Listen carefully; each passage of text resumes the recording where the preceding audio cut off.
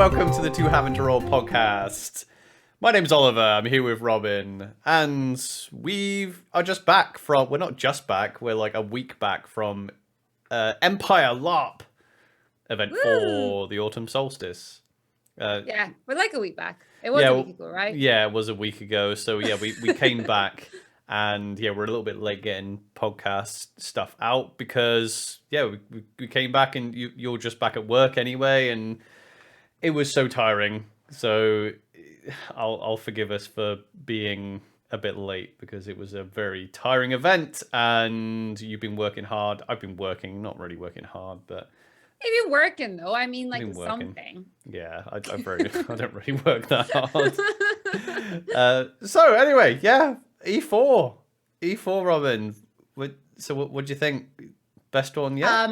Yes, like personally, E4 for me anyway, it was the best event yet. Like, I mean, I feel like I've said that every time, every event has like topped the last event. Actually, I wouldn't agree. For me, I think E2 was before E4 was E2 was better than E1 and E3. Yeah, actually, I was about to say that. Actually, I was now I think about it. E2 kind of topped a lot of things. Yeah, because we came back from E2 being like nothing's going to top E2 because it was just absolutely epic. Yeah, I think this was better than E2. Oh yes, no, it was absolutely incredible. I mean, like it's kind of like every time we go to do these podcasts, I have the same feeling at the start where I'm like, oh, and then this happened, and then that happened, but that happened at the end. So let's go back to this. So let's go back to the Thursday. So Thursday was one of those days because you were working and we didn't know what time we were actually going to be able to get there. We actually thought we might not even get there till the Friday, but we managed to get there Thursday. And Thursday it like pissed down with rain the entire way there, and I'm like, it's gonna be terrible. There's gonna be so much mud. And then by the time we arrived, it was fine in Buckinghamshire. It was like, yeah, the ground was fine. It stopped raining. We arrived there. So yeah, we were lucky that it was dry the rest of Thursday. It didn't really rain, did it? The rest of Thursday. Yeah, no, it did. Well, it did, but it didn't quite rain while we were. Oh no, it was Friday it rained. Sorry. Yeah, Friday it rained. Yeah, so like the rest of Thursday seemed all right because it was that sort of way where it was like warm and sunny enough so you could be outside setting up tents, and the ground had been softened, so it was easier putting things in. So yeah, because this is the first time we had, because before we had just arrived, got all our stuff out of the van, and then started setting the tent up. And when we were driving there, I'm like, crap, we haven't really formulated a plan for if the ground is really wet, then we can't just put all our stuff out on the ground and then while we're putting the tent up, so it's going to be a nightmare. Luckily, that wasn't the case, but I think in future we're going to have to come up with some sort of plan, either take like a tarpaulin or something, just to put stuff on. Well, yeah, because we have a tarpaulin in the van under everything. So like you said, we did like an extra one just to, like you say, pile everything on top of. But yeah. I mean, I feel that's a future problem. We were fine. Yeah, we were fine. So yeah, so Thursdays, I think, because when we did our E3 episodes, I talked about how like we had more energy E2 because we arrived on the Friday late, and I drank too much on the Thursday at E3, and maybe that affected it. But honestly, when we were driving there on the Thursday, I was like, maybe we should just come on the Friday because I'm tired, and we would have had all day to get there. Yeah. But once you're there, once you get camp set up and you start seeing people and you start chatting, that's one of the best things about it. Is like, there's no way I would go on a Thursday and be like, right, well, early bed for me tonight, because that's the fun. Like, also, the good thing about being there on the Thursday is obviously we're there because we want to be in character. But the good thing about being there on the Thursday is that no one's in character. Yeah. It allows you to actually catch up OC with everybody. But also, I quite like waking up on the Friday with everything set up. And I can go have a shower. We can go to the shop if we need to. Yeah, and you know that timing's not until like that evening. So you've got the entire day to go shopping, to get like up. 8-9 hours to do whatever we want before the time in. Exactly. I mean, that time goes by quick. But we've got into the habit now of actually going off to the shop on the Friday and that gives us a little bit of a break away from the field, and also allows us to like stock up on stuff that we need, you know, and come back and not have to park up and unload the van again, literally just leave and then come and park, and everything's already set up for us. Exactly, Yeah, which is good. So there's nothing really much to say about Thursday apart from we just we had a great time and drank too much. Yeah, we played some games, we drank a lot, we caught up with friends, and then we went to bed way too late and too drunk. It's definitely worth it. So if I haven't mentioned it before, the Thursday night, if you're going to come to campsite, it is currently, as of 2022, £5 each person to camp on the Thursday, and it's totally worth it. So many people arrive on the Thursday, and it's just a little bit more of a chill kind of, because if you get there on the Friday, there's obviously like a time constraint for getting your van or your vehicle off the field before time in, making sure you have your tent up before time in, just in case anything goes wrong. So I think it's definitely worth it. Yeah, I do. Yeah, definitely. So yeah, we went to bed, and got up on the Friday. We did our normal Friday morning thing where we made some coffee for Dawn. Anywhere else, obviously. Like, it's not like it was late coffee for Dawn because we slept in a bit. Yeah, like everyone else as well. It's not like you turn up and we're like, oh, where are you from, Dawn? Nope, no caffeine for you. Oh right, definitely come. I didn't know what you were saying there. I was like, wait, what? What? Yeah, no, if you're not in Dawn, please come and grab coffee. Yeah. We were a little bit later, but again, because there's no like we have to be ready for a certain time, it was fine just to kind of slowly make some coffee. Yeah. So do you want to just jump into time in? So I don't know what order to explain this in, because there is like metadata here that we knew that screws with the story a little bit. Well, before we get to that, I was going to say a couple of things about Friday before time in. Okay. So the one thing that I found that, people could maybe help with, I don't know, but I took a throwing skill this time, which I'm really excited because we went to weapons check and all the throwing weapons I made passed. I don't have any of them back now. They're now all in the field, but they all passed. So it's great. So did you lose all those ones that you made? Yeah.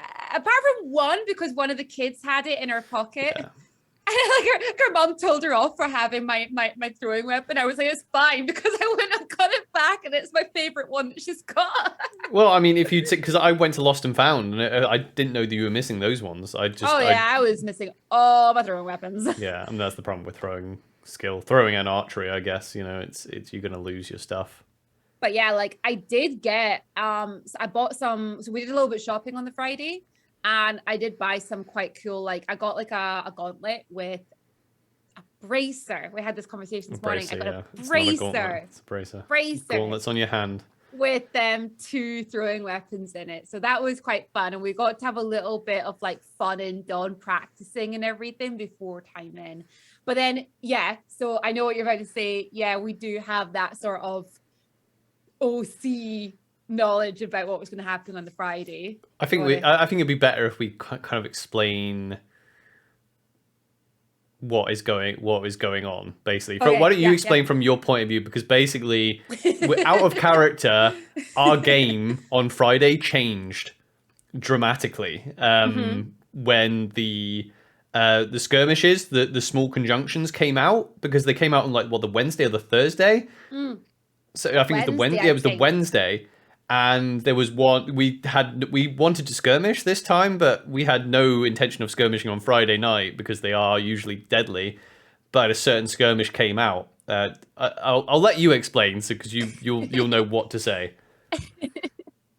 So yeah, this is something that I was going to mention to everyone this time, but everything got brought forward due to the fact that these skirmishes were announced. I have a testamental for another house. Dun dun dun. Now, dun dun dun. It'll all make sense in the end. It will all make sense, trust me. I have a testamental for House Mortier. Now, I spoke to the Lady Morrigan of House Mortier back at Oh my gosh, was it E2 or E3? It must be E3. No, E3. Spoke to her at E3 after I wrote her a letter and spoke with her about joining her house. And she informed me that she was going to present me with a test of metal at E4. And I was like, amazing. You know, I'm not going to tell anyone because I won't need to worry about it until the end of E4. I've got a plan here. I know what I'm doing. Now, the test of metal is split into two parts. And I'm going to tell you the first part now. Because the first part of this test of metal that Lady Morgan came up with a while ago was to face a creature from the Winter Realm alone. Now, I could be there with, you know, like lots of people, but I had to engage it by myself and experience the full power that is the Winter Realm. And that was part of the test. So then Wednesday before Empire E4, the skirmishes came out, and there is a really wonderful skirmish for 9 p.m. on the Friday night. And it is assigned to the Knight Protector of Winter. And it targets Dawn. It literally mentions Dawnish armies being targeted. Yeah. And it involves a creature from the Winter Realm. Yeah, I might also say that like the way skirmishes are done now, because I think they were done differently before, but now they assign, because obviously there's a cap on the number of people that can go on the skirmishes, because they are small like missions that you go on through the Sentinel Gate. But obviously then everyone who's interested in that skirmish shows up, and they can only have, so what they've started doing is started assigning people that, right, it's your responsibility. They don't have to go themselves, but they have to be like, right, I'm responsible. So, which is good for things like the Knight Protector, which makes way more sense. So this specific skirmish was assigned to the Knight Protector of Winter, aka currently Morrigan Mortair. Yes. And the skirmish was a 20-minute skirmish. It was to free a number of tormented souls. So these are souls that have been like possessed, basically. They are Imperials. I guess they're Imperials? Whatever. They're good guys that we need to save. They've been possessed. There was Druge. There was the Winter Eternal that was involved was Agrement, which we as Imperials pissed off during the Icy Crag tournament because he wasn't represented or anything. So I think Lady Morrigan like did warning to all the followers Agrement, so we know that he's pissed off. He's aligned himself with the Druge, and he's released this creature called the Endless Stalker. Endless Stalker. The Endless Stalker. So mechanically, if we didn't stop this Endless Stalker, the Hounds of Glory, I think it was, which is a Dawnish army, would have lost 200 casualties, which isn't a massive. Obviously, we want to try and prevent that. It's not a massive deal. Also, the Tormented Souls, that if we didn't save them, I'll not spoil it. If we didn't save them, they were going to affect the major conjunction, i.e. the Sunday big battle. They were going to be in that battle. So that's what kind of the skirmishes usually are. They're usually things that smaller groups of heroes can do to help the bigger battles over the weekend. Yeah, exactly. So when we got to time in, I didn't know if I was definitely going to have to do it. The biz rep for Lady Morgan had, mentioned to me that might be interested in that, but I didn't know anything until time in.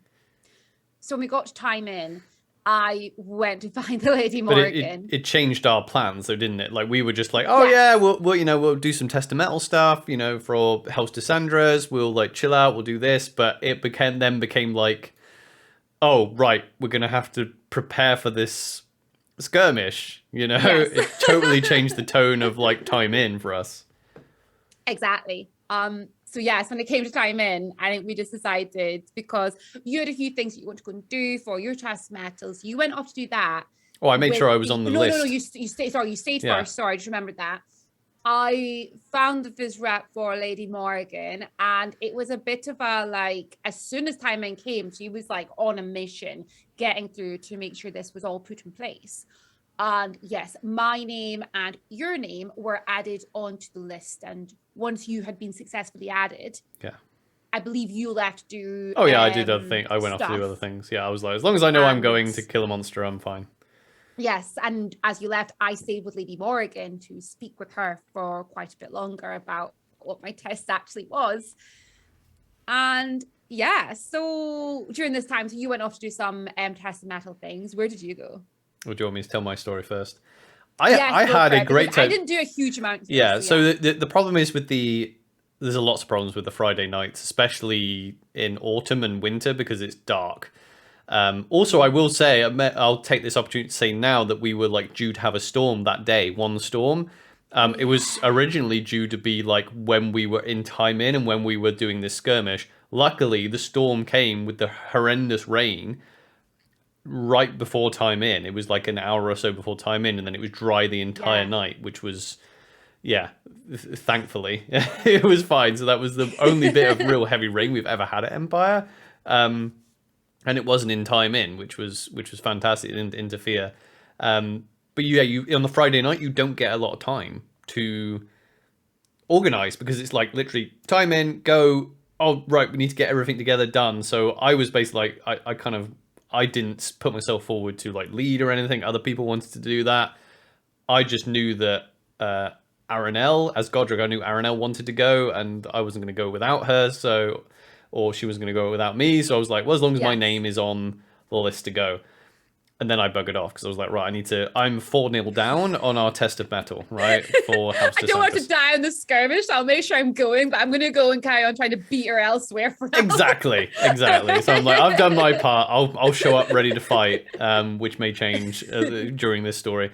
So I went, you know what? I'm 4-0 down. I was very confident that I'd secured. So through my woes of the last season, in the league in the Brass Coast, I had done some in-character mail to a couple of people in the Brass Coast and the league that I had met.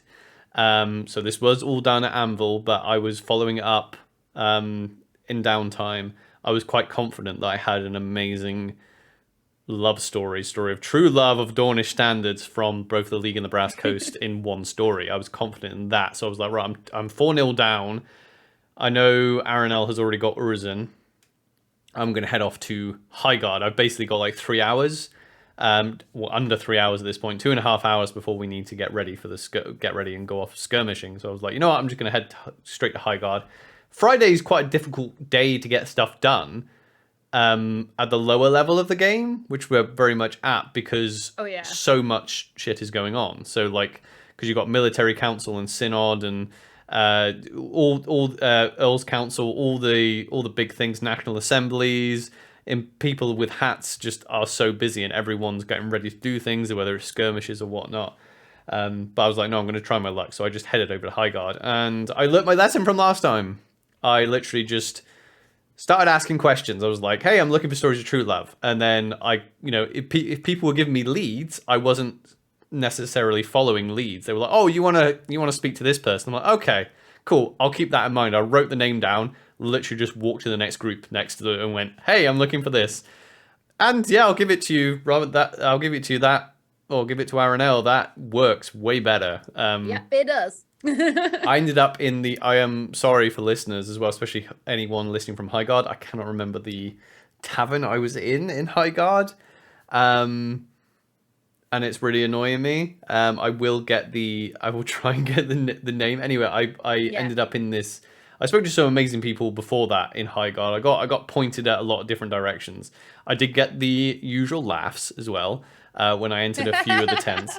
But anyway, I get pointed to a few different people, and I just sit down in the bar and I start asking people, and I get a couple of really lovely stories actually just randomly in the bar. People would just turn around and be like, "Oh hey, yeah, this is my story. I've got some really nice stories." I had a real good bit of role play with one particular highborn that did a very good anti-hero Aragorn-esque type thing, and it was very well done because they waited for me to like finish my conversation with the other person, and Yeah. they would definitely finish their story, and then they did this whole like they slammed the bottle on the table and was just like, the only true love is at the bottom of the bottle, and I was like, ooh, really? And now and I had a very good role play with this person, and while I was getting these stories, this person in particular had a bottle of liquor, and every part of the story I was like teasing out of him of his story and his relationship with true love would require us to do another shot, and hearing this person's view on the Empire and all that. So I'm like, I'm doing shot and then shot and then shot, and I'm getting great role play, and I'm thinking to myself, I need to go on a night skirmish soon. So I got a couple of really good stories there, and then someone actually had pointed me to someone else. I haven't reached out to this person, so I don't want to retell the story. But someone gave me a very good lead. Well, it was a peculiar lead at first, and I was like, whatever, I'll just follow it. They're like, oh, that person's in love with this thing that they carry around. That's true love. And I'm like, what? And so then I go and ask them, and again, they go, oh no, I'll tell you the story. And they were very enthusiastic, this highborn, and they went, all right, I'll come tell you the story. Sit down. Oh, what do you want to drink? And the hospitality in Highguard was absolutely amazing. But again, I'm drinking more and more, getting these stories, and I'm just like, I need to be on form for a nighttime skirmish, but I'm getting stories. So I got this. What I thought was going to be a silly story from this Highgarder, this highborn, should I say, ended up being a very good story. And I will just say now that, just to wrap this part of the story up, I did actually get this story confirmed, and it was a really good one. It had a lot of tragedy, and we stopped speaking, myself and this person, because they were like, right, I need to get ready to go through the Sentinel Gate. They were off on a skirmish at 8 o'clock. Ours was at 9. I was like, oh, great. I later, as Godric, bumped into what I thought was the person I spoke to the day previous. Turned out it wasn't. It was someone completely different. And I found out the person that Godric was speaking to and gave him the love story that ticked off Highguard on my test of metal died on that 8 o'clock skirmish. So that made the story that I told that much more poetic and tragic. So So Highguard, very fruitful. Interestingly enough, everything I heard from about Highguard was that they were a bit more like dour than Dawn. I've not had any interactions with Highguard. Not like outside the battlefield. No, that's what I mean. Yeah, not outside the battlefield.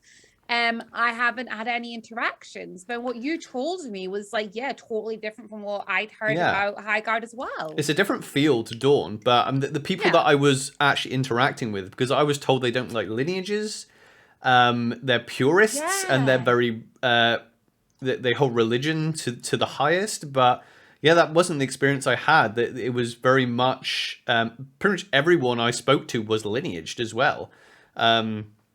And I got really good roleplay out of everyone discussing that, because the good thing about playing Godric, he will just say what's on his mind, not usually in just a naive kind of childish way, not in a way that would get people's backs up. I'm just like, well, I heard this, is that true or not?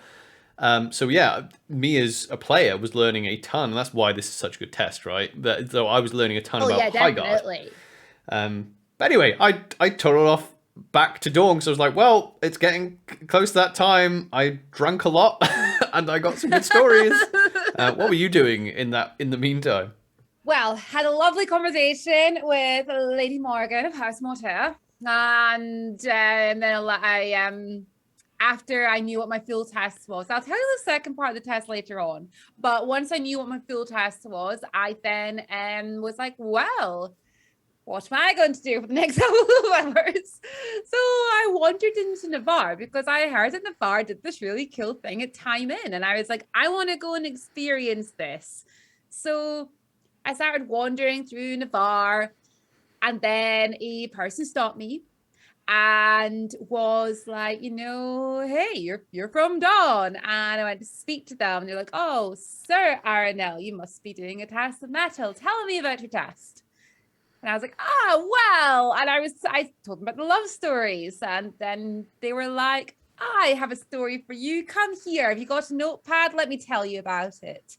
So I had a long chat with them about their love story. Their love story was really interesting, actually. I don't feel it would pass the Dawnish true love story test, as it kind of almost involved 3 separate nations, and it was really cool, and there was a lot of wonderful parts to it.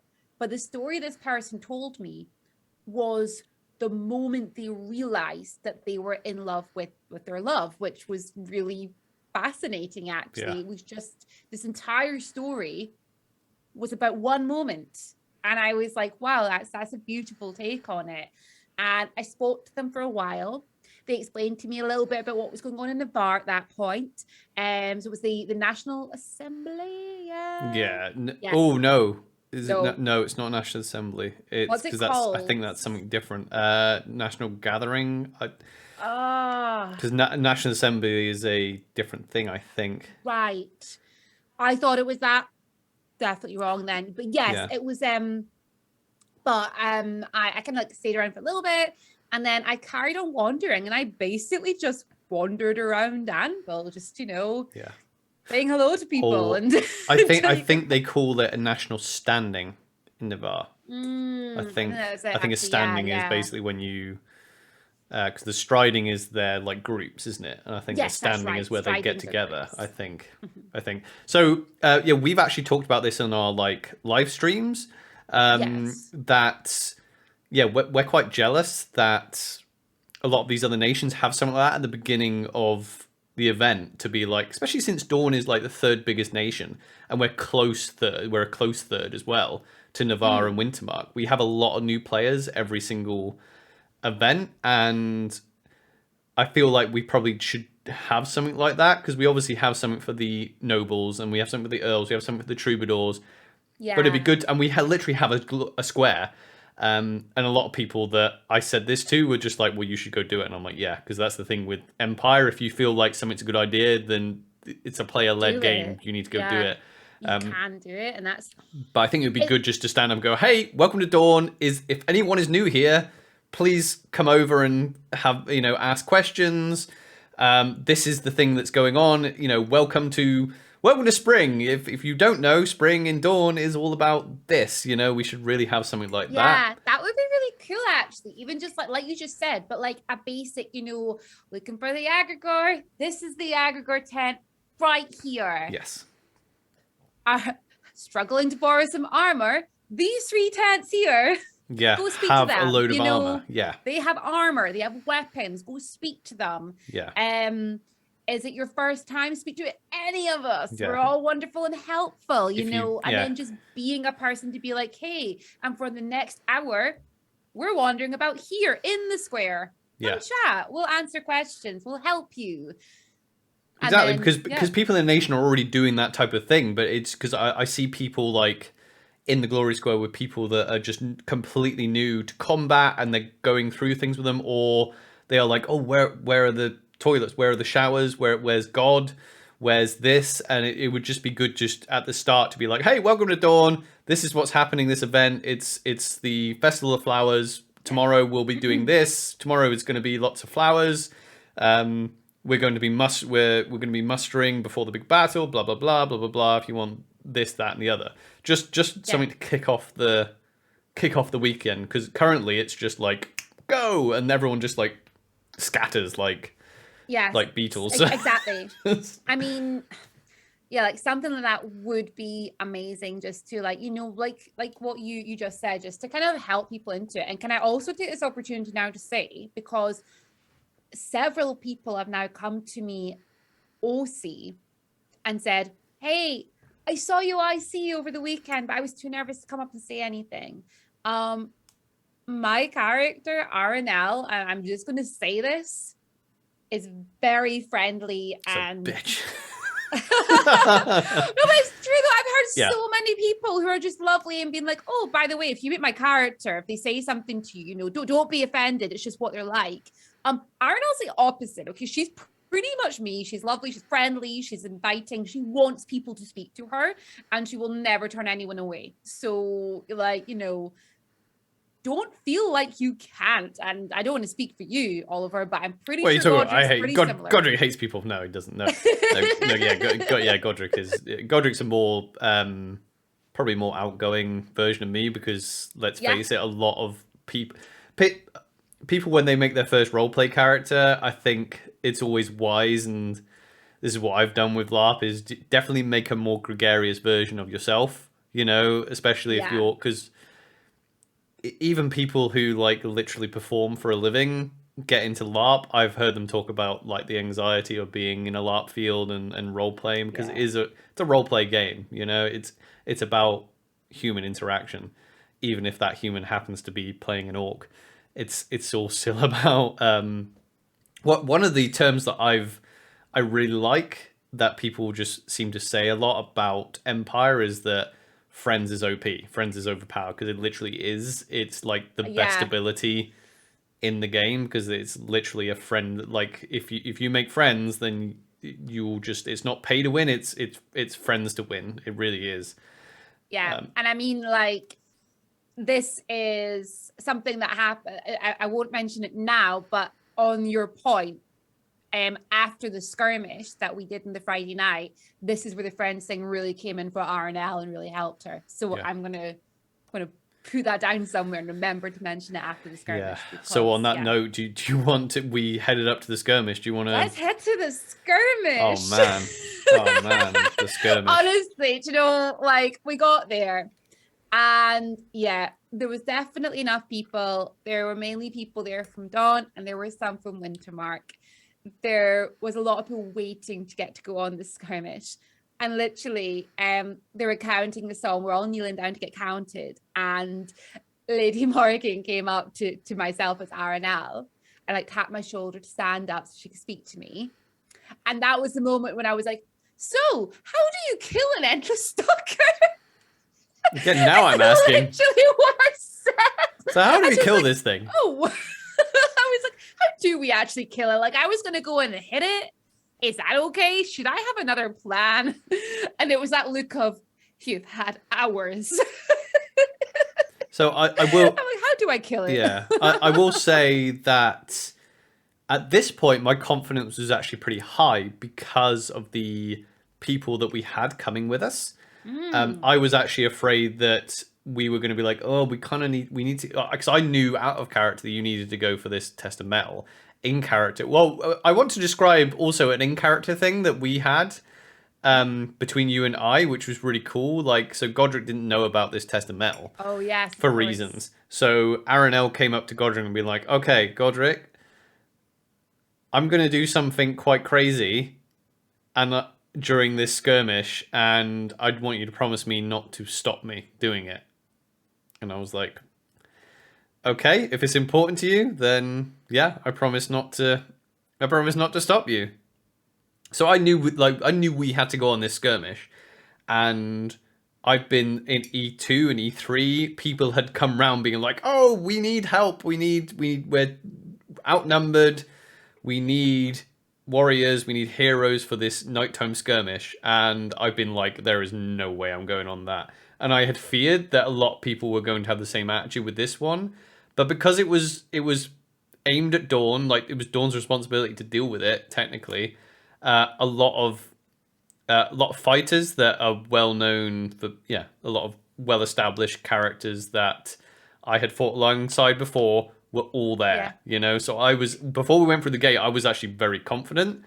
I know that Lupo, Earl of House Desandras, wasn't overly confident. He came because he was like, I want this to succeed. And we were like, yeah, and this is when Lupo found out that you had another test of metal. Oh, so I told, well, only 2 people, like on the skirmish I knew exactly what I was planning on doing. One of which was Lupo, and the other was the person who was actually in charge of the skirmish. I don't have their name noted down as someone I can mention on stream, so I don't want to mention it just in case. But they were the only ones that I spoke to and said, hey, as part of test metal, I need to do this. And Lupo spoke to me as Harnell and was basically like, basically that he couldn't, because he was kind of like being a little bit higher up, I think, in it to start off with. And he was like, no, I've stepped down because I do not want my own emotions getting in the way. If I see you running off, first of all, if it was just for the danger aspect, I know you'd be fine. But knowing that you're running off and to join another house, I feel like I might try to stop you from doing that. So I'm stepping down slightly. I was like, oh my God, that's so cool. Yeah. Also, like deep down, I was like, there's There's a plan. a plan. There's a plan, Lupo. But yeah, I mean, that was really cool. So yes. Yeah, so Lupo knew about that. The person who was leading the skirmish also knew what my plan was, and they were really great with it and basically said, yes, if the opportunity arises, they know I'm going to do something, basically, and they were okay with that, which was great. And yeah, then we headed through the gate. Well, we didn't head through the gate. Before we headed through the gate, the previous skirmish came back, and they were all possessed. I don't think we need to dwell on this because we're going to talk about that type of thing a bit later anyway. But yeah, it was like we had to like deal with people coming back from the previous skirmish, which is a very similar thing. I think on the previous skirmish we did lose someone from Dawn as well. But anyway, we headed through the gate. So this is our first, even though at E2 we were out at the same time. Obviously, this is the United Kingdom, so our summer and our seasons, our days stretch and they shorten quite considerably. So at 9 o'clock, it was pitch black, wasn't it? Like it was pitch black. And you go out into the field, and it's dark, and we're on the open field. There's the woods on the left hand side, and we come to this like group of Druge. We ended up backing them up to the little fortification. Now the fortification had these like strobe lights that were really freaking eerie.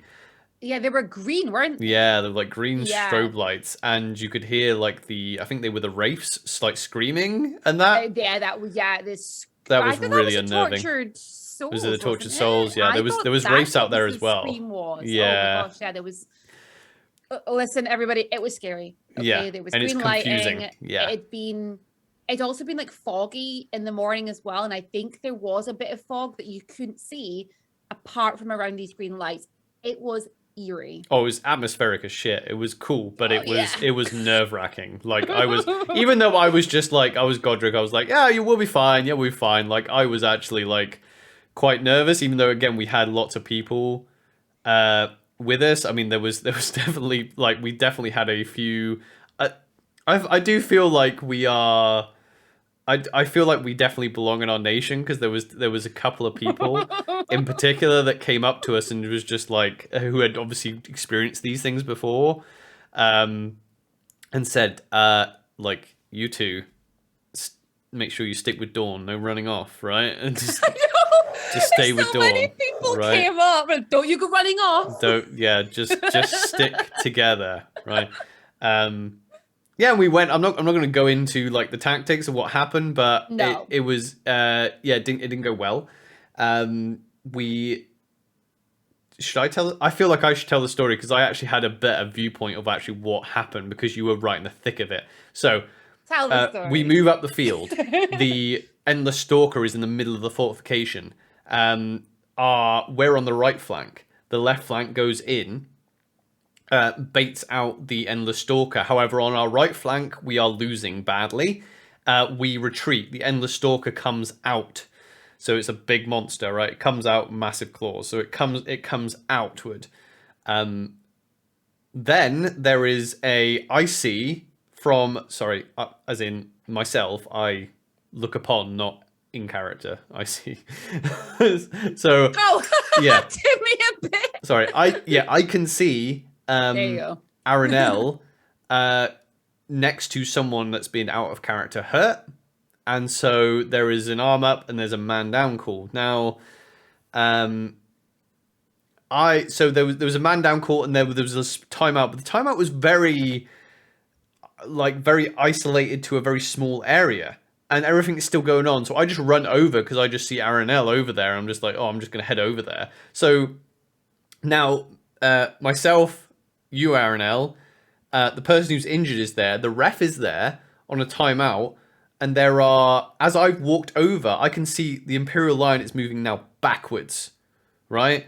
So I run into you, and I can see because it's lit from this green strobe light. I can see you are timed out with like 5 Druge, the Endless Stalker, the person who's injured.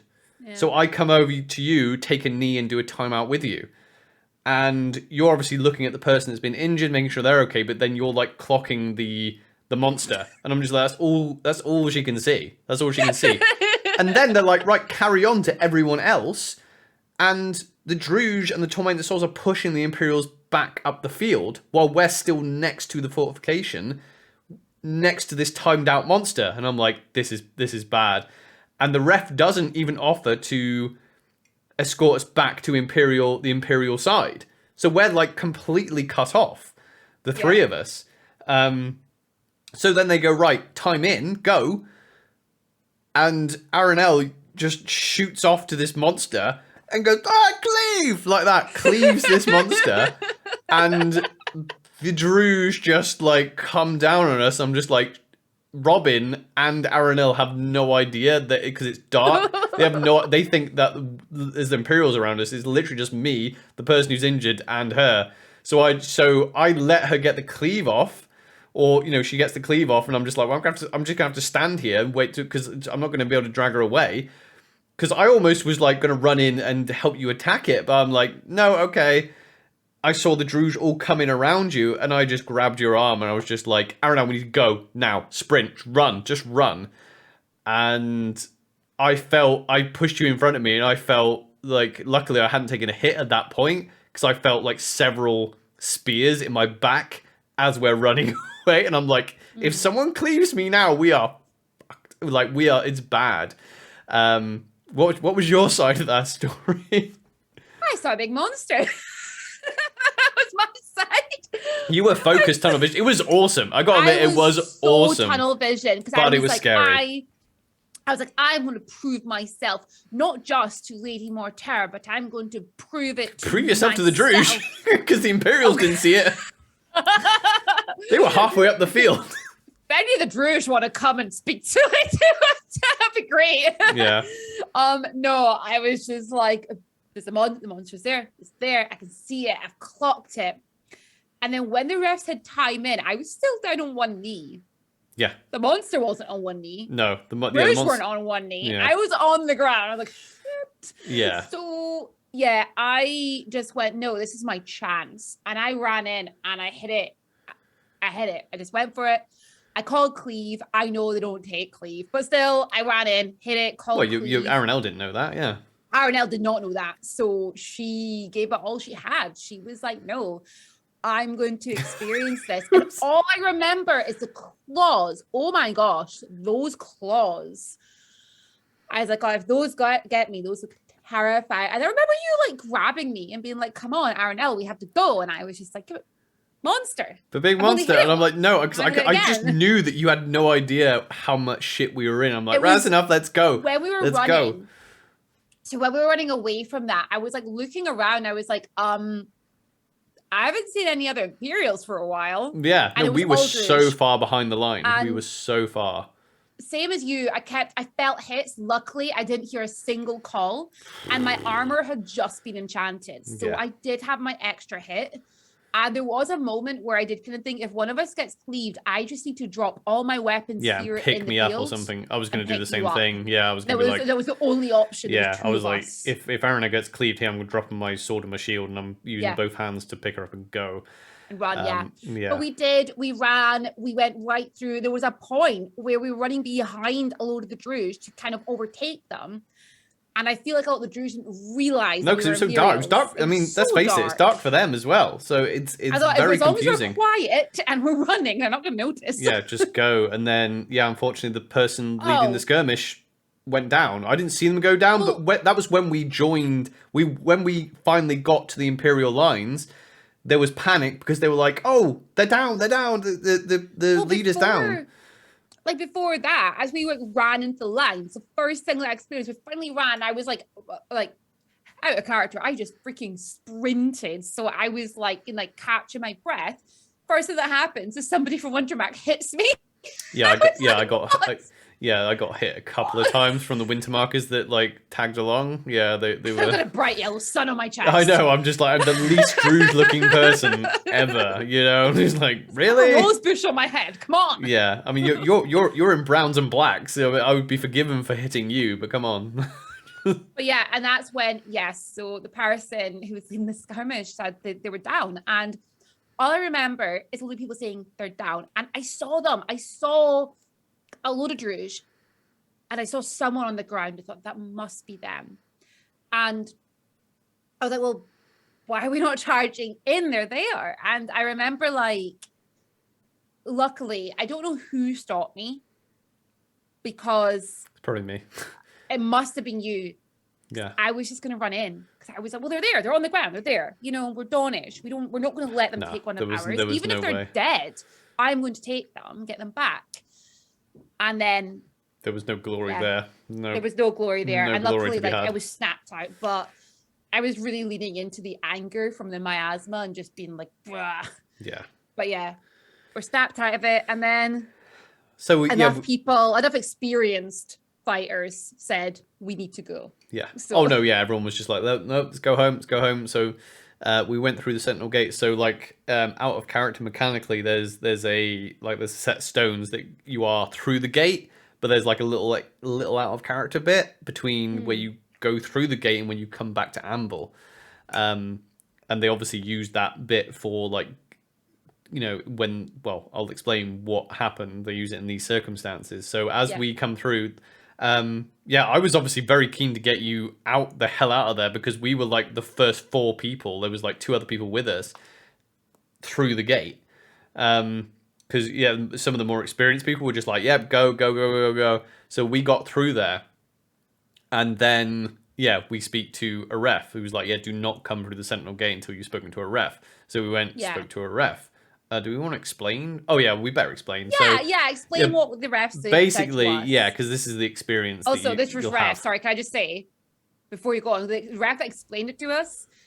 This person, they're one of my favorite refs because I bumped into them so much. They were always so funny. They're so great at explaining things and just make things really fun. Yeah. I don't know their name, but it's someone I want to actually reach out to and be like, yeah, you're awesome, by the way. So sorry. Carry on. That'd be quite cool. I mean, one day we might get a ref on the podcast or something like that. Just that'd be quite cool, what it's like to do that type of thing. So they're right, okay. We're going to stagger you all going through the gate.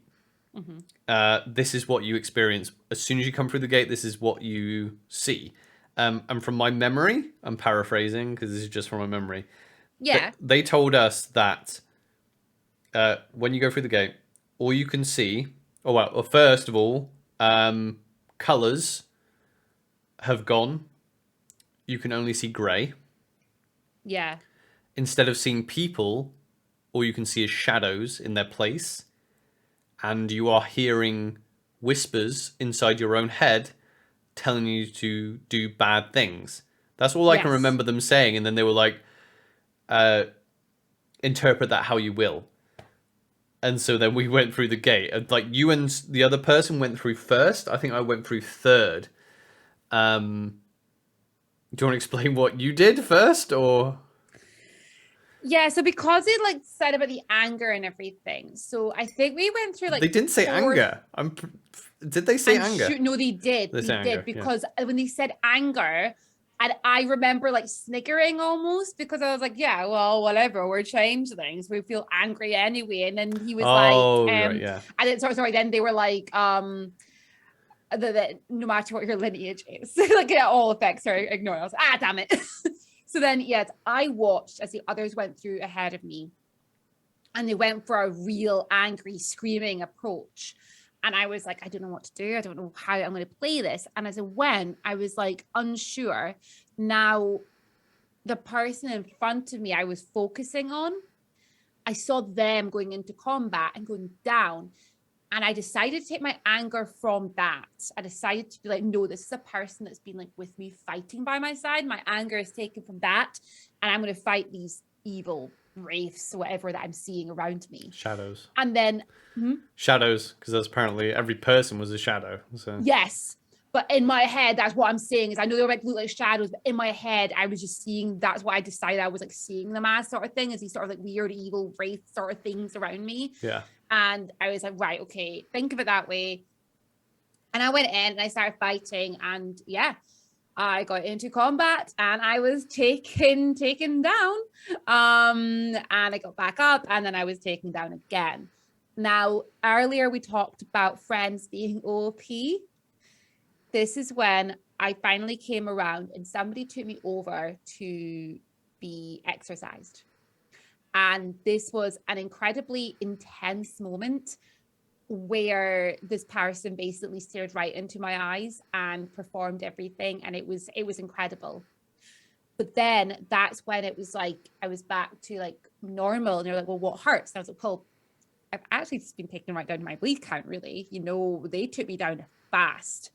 And that's when they were like all kind of like around me, being like, oh, right, wait, we could do this.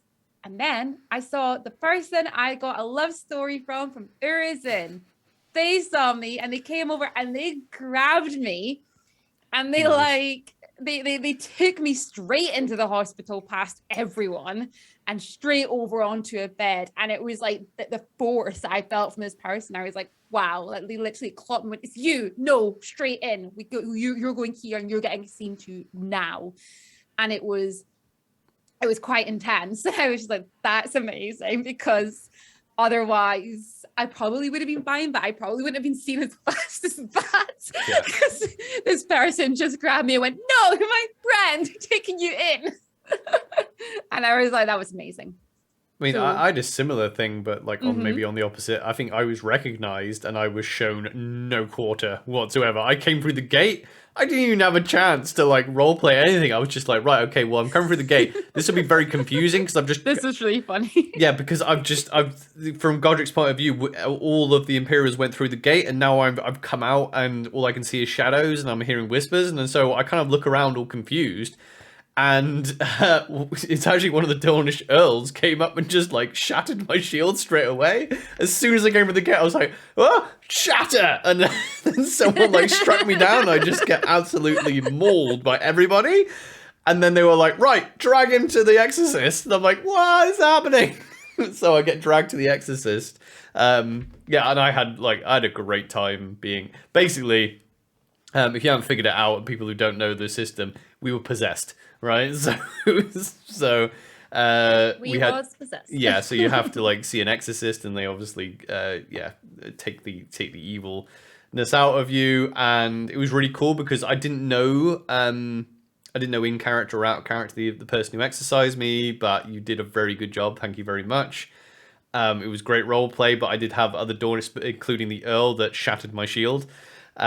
With me being like, because obviously one of the main things is color, so if you can't see colors, that's a sign that you are possessed, and the exorcism needs to be done quickly, so that's why there was such like madness. So yeah, they were. I actually was I was actually reciting Jeffrey's song, with the Never Stop the Dawn thing, because they were like, because obviously I have the yellow sun on my chest, and they're like this is who you are. This is who you are. This it doesn't matter. Like who you are is inside, and they were touching my heart, but also touching the sun. They were like, see the color of the sun. You can see it, can't you? And I was like, yes, every morning our nation's symbol, every day our pride reborn. They were like, you can see it, can't you? You can see, what color is it? What color is it, Godric? And I'm like, it's yellow. Hello. Then I got to do the whole exorcism bit of just like screaming and have it be drawn from me. But then because you were in the hospital, I'm like, right, okay. So I was struggling because there was staggering everyone. We were one of the first people through. I will say, I'll paint a picture. It was freaking chaos because this is right next to the Sentinel Gate where the hospital is. There's so many Imperials, and everyone had obviously heard that everyone was coming through the gate possessed from like the skirmish before us and this one. So there must have been like 150 people just dotting about, just surrounding the gate in a semicircle, and all the exorcists were just everywhere, just dragging people, and everyone coming through the gate was just being absolutely hammered, and it was just PvP madness, wasn't it? And so it was chaotic. Yeah. And I'm like, right, so, and then I get up and like, well, what does Godric know currently? What's true for Godric? I'm like, well, I just came through the gate. I thought I went through with Aranel. I came through, all I saw was shadows. I was attacked, and then I was told, right, I was possessed, and now I'm okay. And then I get up, and there's all this chaos, and all my friends are coming through the gate. But Aranel went in before me, and I cannot see Aranel anywhere. So instead of helping my fellow Imperials sort out the other Imperials come through the gate, I'm just like running around being like, Aranel, where are you? I'm just like running around, and it went on for a while as well. I was like, have you seen Aranel? And everyone was like, no. I'm like, Aranel. I was shouting so loudly, I had no idea how you didn't hear me in the hospital. Well, yeah, as you were like shouting Aranel, I was in the hospital at the far side of the hospital. Oh yeah, I had this incredible person helping me, and also another person who I would say the other person who helped me was definitely a child. I couldn't quite pinpoint their age, maybe 10 or 11 years old at the oldest, I think. They were wonderful. They like held my hand the whole time. They performed surgery, were stitching up my chest, bandaging me, doing everything. I mucked up a little bit because there was a lot going on that night. And I forgot I'd been exercised already. And they went, oh, what color is this? Just to check. And I was like, gray. Oh, and then you panicked everyone. I didn't understand. I panicked everyone. They got somebody else in to check me. Yeah. They put this glowing green line. What color is this? I was like, green. And then it was the next day out of character in the morning when we were serving coffee. The person who'd helped me literally came over and was chatting to me, and I was like, I am so sorry that I mucked that up. And they were like, honestly, no, it was a great game. It was fine. Because I was like, I genuinely there was so much going on, and I'd never been in the hospital before. It was a lot. And like, yeah.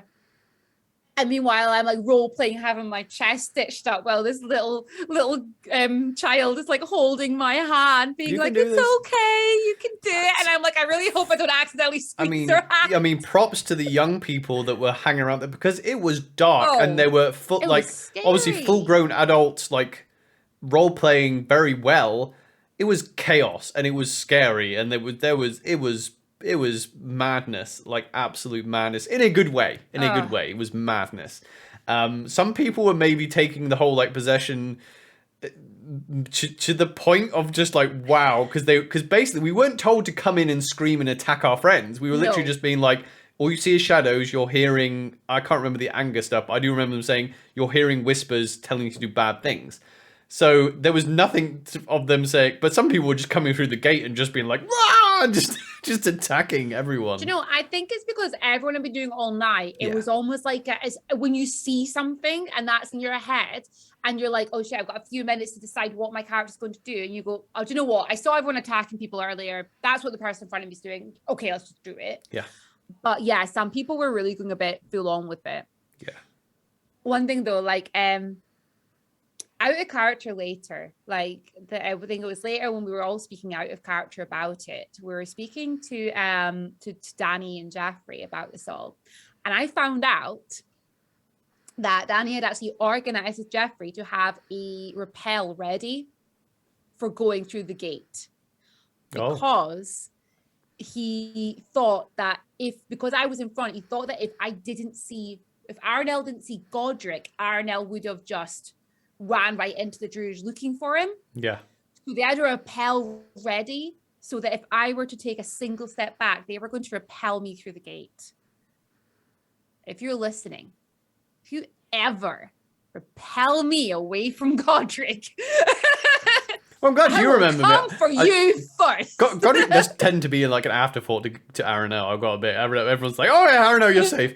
Oh wait, where's and then it's usually afterwards. They're just like, "Oh well, I was worried because I saw Aranel, but I didn't see you." And I'm just like, "Well, thanks for looking for me." No, I'm kidding. There, I'm kidding.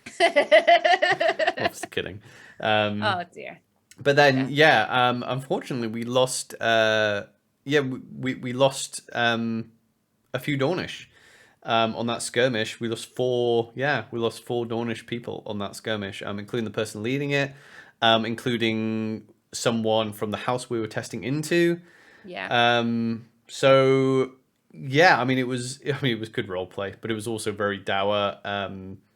Lady Mortaire was just awesome roleplay, but obviously the roleplay, just very distraught because she had given like the banner of the Night Protector of Winter to the person leading the skirmish, and it had failed and they had died, and she was very distraught that she'd maybe like sent Aranel on a suicide mission, and she was so like felt so bad. And it was a night. It was a rough night, but it didn't end there, did it? Because the danger ended there, but we headed over to the marches, didn't we, to commiserate. Yeah, we went and got drunk at the marchers because that was how we wanted to end that night. We went there, we got drunk, we had some very good mead. I spent a lot of time in the marches this summer, and I'll keep mentioning the marches. But yeah, that night was the mead we had there was just amazing. It was so good. It was homemade mead, and it was like beautiful. A session mead. It was like you could have a lot of it. And it was like lightly carbonated, and it was, oh my God, it was good. Well, they came and they were filling up my cup because Lupo had bought us all drinks, and they were like, "Oh, here, I'll fill yours up." But my cup holds a lot, and I was like, because they were filling all the cups up, no matter what cup you had, and I was like, just half fill it. Yeah. Basically. I've already had my body weight in IPA. I don't need what this is going to be because it's probably going to kill me. Yeah. And then we had I had some just amazing I think this was the moment where I had that thought, because I just thought that there was a lot of because there's like this rivalry between like Dawn and the Marches because of the history that they have. But I really got to see this summit that is not how the Marches, how I thought the Marches saw us is not how they see us. I thought a lot of what they say, because they're all just because we're very much like, oh yeah, true love, blah blah blah, this that the other. We're usually we take everything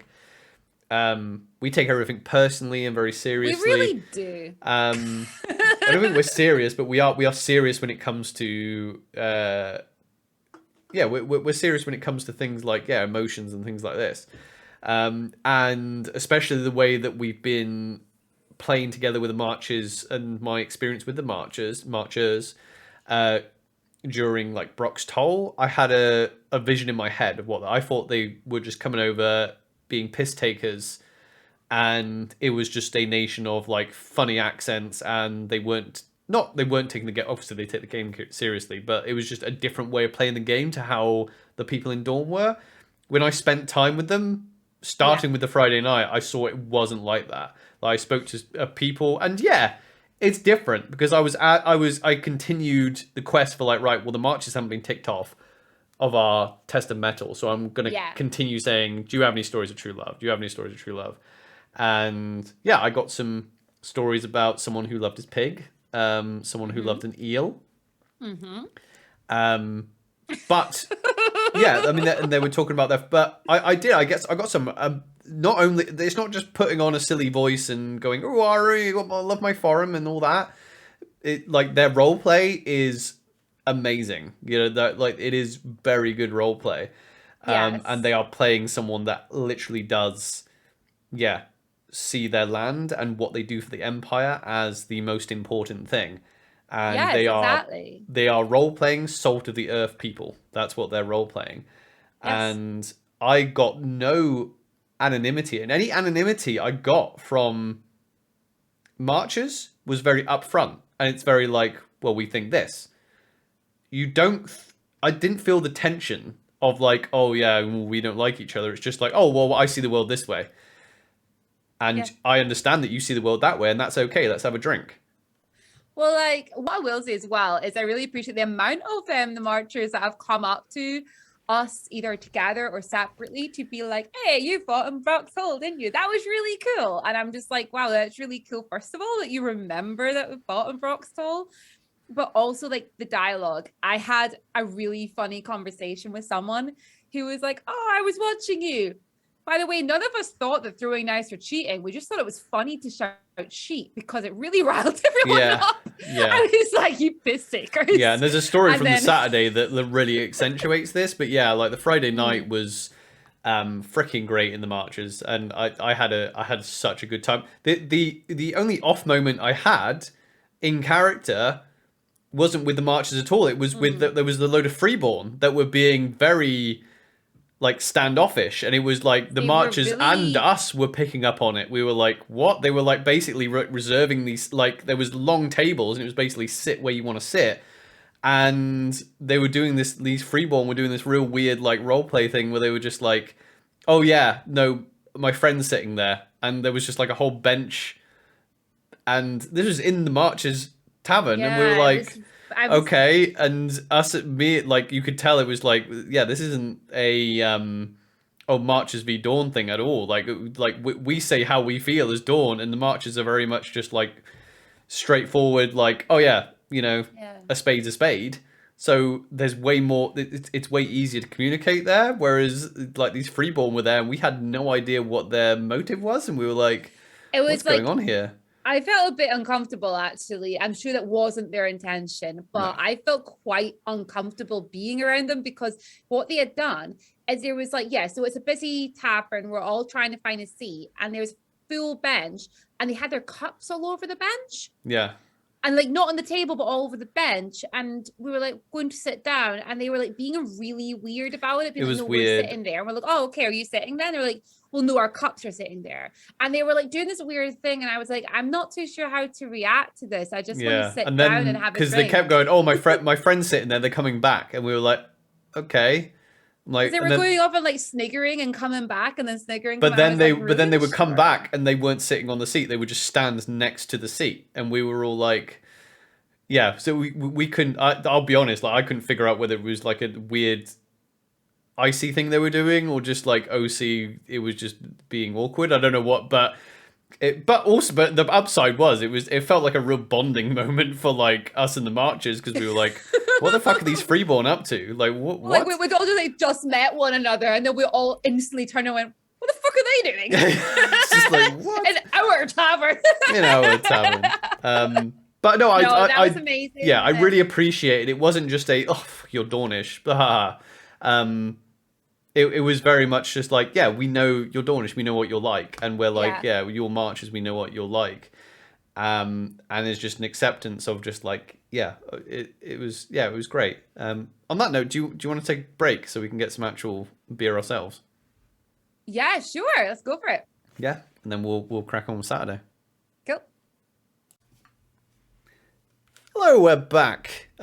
So we've changed our minds. We were going to just do a couple of episodes at once, but I think it's getting late now, so we're going to just wrap up what happened on Friday and then record another day for the rest of the weekend. But yeah, Friday. Robin, I think you had an encounter, didn't you, on the marches? Yeah, so while you were getting all your stories of love between, marchers and their pigs and their eels, I had somebody come over to me to speak to me about a smutty calendar that they were trying to sell me, which was quite a fun interaction because they were like, I have a freebie in my hat. And I was like, this is the strangest thing anyone has ever said to me, but I'm going to just play along with it. And they sure, show me the freebie. And they took off their hat and they had this illustration of themselves. And it was quite funny. I'll take your word for it. And I was like, okay, I'm going to decline though. I don't want your smutty calendar, but it was really funny. And I had a lovely interaction with them. We chatted to quite a lot of people. And then there was a story about somebody in Dawn who was working at a tavern in the Marchers. Oh, right. Yeah. I can't remember whether they're okay telling stories about them or not. Oh, that's a good point, actually. Yeah. I'm sorry. Yeah. I wasn't going to say her name, but yeah. Yeah, well, someone was working in the Marches. You know what's funny is that I said this on one of our live streams, is that it felt like, because we, like E1 and E2, we barely left the Dawn camp. And E3 and E4, especially this one, we were like branching out way more out and about. And you know, in like an RPG video game where you have like a team of people, like Final Fantasy, whatever, and you end up in a town and all your party is like spread out throughout the town doing like weird things and interacting with weird people. That's what it's kind of like sometimes at Empire. It really is. Like, You'll like, wander around. Yeah, you'll be wandering around the Marches and you'll like recognize people from like Dawn. You're just like, oh wait, you're in my part of the game. But what are you doing interacting randomly here, like doing some strange thing? Yeah. And that's really fun just to see. And these people that you know really well because they're in your nation, but they're like almost out of place. But you're just like, oh, wow, like I'm just like seeing a vision into this person's weekend, their game here, you know? It's just like you've bumped into them in a different nation's camp. That's so cool when that happens. Exactly, yeah. So, yeah, we finished off drinking in the Marchers, headed back to Dawn, ended up going and having a few drinks with a few other people and just having a lovely... Yeah, it was another late one. Yeah, it was another late one. It was another real... back to the tent. Where did we end up? Like, we ended up... Our neighbours. Yeah, I think we were... We ended up our neighbours both nights. Our neighbours were great this time. Yeah. Our neighbours were great this time. I think they had a party all the time, didn't they? Because they had quite a nice... They had a constant party. Yeah. Our neighbours were awesome this time. Oh, another thing that happened. Let me just go run and grab it so for people who are watching can see it. Hang on. Okay, well, Oliver wants to grab the thing. I am just as excited because I've got absolutely no idea what it is that he's grabbing. Oh, he's back. Let's see what it is that he's grabbing. So we got another write-up in the Dawnish Herald once again. So I'm going to put that as close to the camera as I can. So you'll see there is a little cartoon strip as well that Robin actually drew herself, and then it was printed into the Dawnish Herald, which is an in-character newspaper. That we had our write-up for our Test of Metal in last season, and then this season it was continued.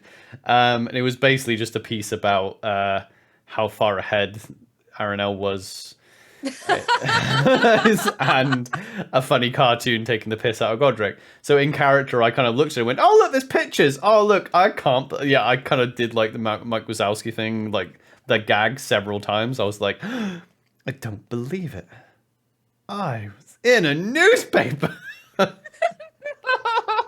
Arnold started going, yes, that's right. Okay, this is good. Give it back to me. Yeah. I've got to admit that I think there was other things happening on the Friday, and I remember going to bed on the Friday being like, it was late. It was like 2 a.m. basically on the Saturday morning, and yeah, because I remember speaking to someone being like, oh yeah, we are, because I think we were speaking to a Navarre at some point, and they were like, oh yeah, because military council had happened at that point. So at this point, we knew that Dawn were fighting on the Sunday against the Druge in Zenith. Big surprise. But we went to Songs and Stories. Was it the Friday? We went twice then, right? Did we? We did go twice. I think we did go twice this time because I'm sure we went through, because we're like, we just went through Navarre on the way home from the Marches, I think. Yeah, we're like, we're walking home from Marches, let's walk through Navarre.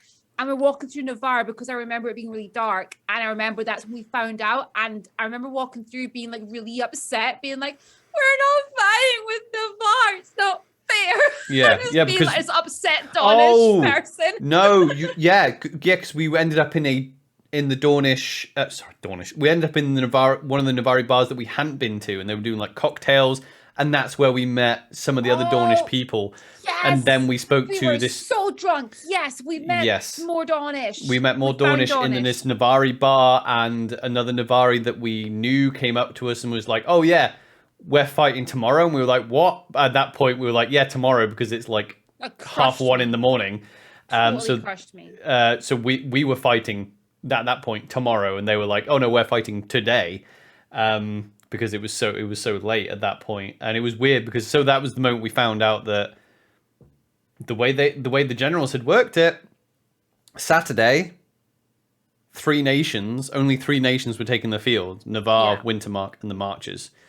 And on the Sunday, again in Zenith against the Druge, we had 7 nations. So we had Dawn, Varushka, the League, Brass Coast. That's 4. High Guard and Urizen. Imperial Orcs and Urizen. Yeah. So yeah, we were like, whoa! And with that revelation, we ended up going to bed, and it felt like a Saturday night, didn't it? We did so much on Friday. Yes, that's when we went to bed, got into bed and everything. You'd like fallen asleep and then you'd like woken up again and like said something to me. And I was like, you know, it's really weird. It feels like Saturday because we've done so much. What do you think? And then you were just like, yeah, I was done. Oh, he's gone. I was never done. mind. Yeah, it did. It felt like a Saturday. It felt like the Saturday night because it felt like we had done a full day's worth of stuff. And really we had, because it was from 6 until 2 a.m. So that is a good 8 hours worth of stuff being done. It was a lot. Best Friday by a mile, like considering every other Friday has been like just like doing a few hours and then having a drink and then going to bed. Like we got so much game done. It was crazy. Oh, we definitely had that attitude of, you know, this is the last event of the year. We have to do everything. We made the most and of make it. the most of it. We did. We really did. But yeah, that like you just said, Oliver, that kind of like summed up our Friday. It's just the Friday. That's everyone. Just the Friday. It's just the Friday. So we'll leave it there. And we'll come back with Saturday, because a lot happened on Saturday. A lot happened on Sunday. A lot did happen on Saturday, and then even more happened on Sunday. Yeah. So we'll leave you there, and we'll see you next time. See you all next time. Bye. Bye, folks. If you enjoyed this show, make sure that you follow and subscribe so you know when a new episode is posted. You can leave a review, you can share it around, it would really help us out, and we appreciate you doing that. And remember, you can catch us live on twitch.tv/2have_2role. That's the number 2, and roll is into roleplay. Thank you very much for listening.